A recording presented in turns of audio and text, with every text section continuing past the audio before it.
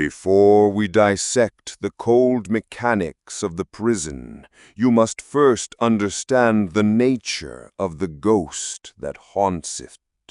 The friend zone is not a place, it is a symptom of a profound spiritual error, a catastrophic misidentification that occurs deep within the masculine psyche. The man who finds himself trapped in this gilded cage is not a victim of her cruelty. He is a devout worshipper at the altar of a false goddess. This is the gnosis of the anima projection. Deep within your soul, there exists an idealized, luminous image of the feminine, your anima. She is the composite of every sacred hope, every unmet need, every mythic yearning you possess. And when you encounter a woman who even faintly resembles this inner idol, you cease to see her. You see only the reflection of your own soul. You project upon her the weight of your salvation, the fantasy of the one, the solution to the riddle of your own loneliness. You fall in love not with the woman, but with your own ghost cloaked in her flesh. This, initiate, is the mythic seed of the friend zone. It is an act of profound, unconscious self-deception. You do not offer her friendship, you offer her worship. You do not seek her companionship, you seek validation from the goddess you have created. And she, sensing this immense unearned weight, this desperate act of projection, instinctively recoils. For no mortal woman can bear the burden of being a man's sole path to the divine. The friend zone is the waiting room for the man who has mistaken a woman for his own salvation. 2. The core strata, the psychological machinery, the amoral calculus of desire. Now we descend from the realm of myth into the cold, hard mechanics of the evolutionary and social battlefield. If the anima projection is the why of your obsession, this is the how of her rejection.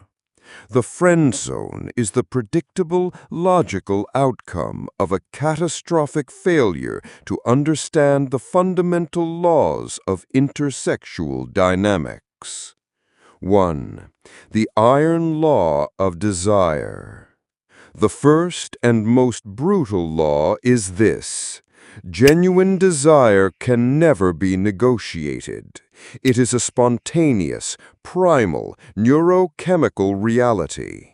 It cannot be earned through good deeds, logical debate, or acts of selfless service. Any attempt to bargain for it, to convince her to desire you, transmutes the very possibility of arousal into the leaden weight of obligation. And obligation is the absolute poison of all erotic tension. The man in the friend zone is a master negotiator for a currency, desire, that is simply not traded on the open market. 2. The white knight's suicide. The nice guy, the man destined for the friend zone, operates under a savior schema.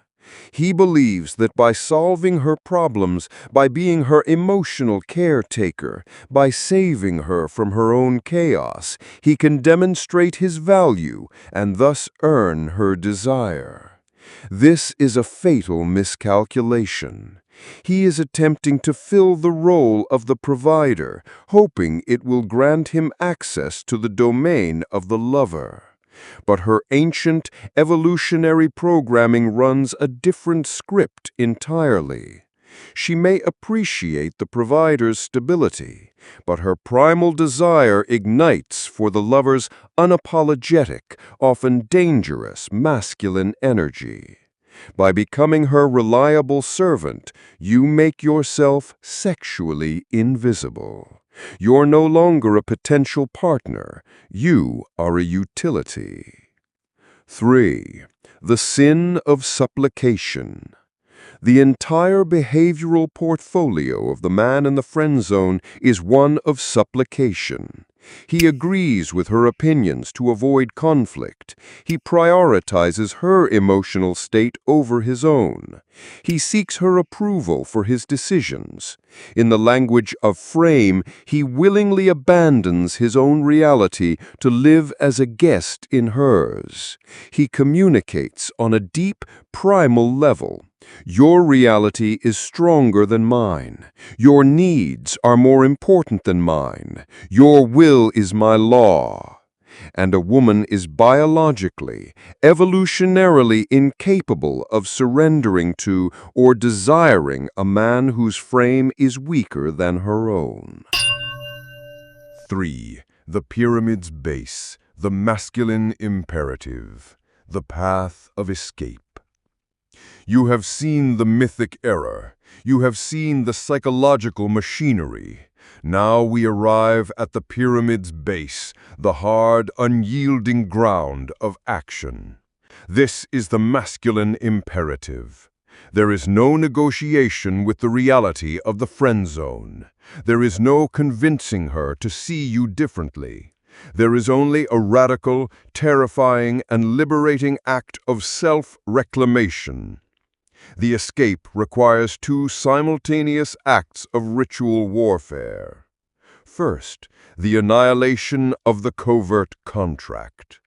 You must, with the cold precision of a surgeon, excise the covert contracts that have governed your interactions. You must cease all acts of giving to get. Stop being her therapist. Stop solving her problems. Stop providing favors in the unspoken hope of a future reward. This will feel like a violation of your very nature. It is. You are violating the nature of the nice guy to allow the sovereign to be born. Second, the incantation of Mode 1. You must, at the next opportune moment, deploy the weaponized honesty of Mode 1. You must state your true, authentic sexual intent without apology and without attachment to the outcome. This is the great pattern interrupt that shatters the comfortable platonic frame forever. It is a declaration of truth that forces her to recategorize you. The statement might be this: I need to be honest with you and with myself. The pretense of our friendship is no longer serving me. I have a profound sexual desire for you. I am stating this not as a pressure, but as a truth. We can either explore that reality or we must recalibrate our connection, because the current dynamic is built on a lie and I no longer choose to live there. She will be shocked. She may be angered. She may retreat. It does not matter. You have done the one thing that can save you. You have incinerated the prison of lies with the fire of your authentic will. You have chosen your sovereignty over her comfort. 4. The descending lenses. 4 prismatic truths of the zone. Lens 1. The neurochemical lens, the oxytocin addiction. From a neurochemical perspective, the friend zone is a state of profound imbalance. The man is addicted to the low-grade, comforting drip of oxytocin, the bonding hormone released during moments of shared intimacy and emotional support. He mistakes this feeling of connection for attraction. However, the crucial neurochemical of desire, dopamine, the engine of craving and pursuit, is entirely absent. There is no mystery, no tension, no unpredictability to trigger it. He is a stable, reliable source of oxytocin, like a warm blanket, but he provides none of the exhilarating, addictive dopamine spikes that her primal brain associates with a true erotic pursuit. He is comfort, not craving. Lens 2, the social convention lens, the LJBF script. From a social dynamics perspective, her famous line, "Let's just be friends," is rarely a sincere invitation to friendship. It is a sophisticated social script designed to achieve two goals simultaneously.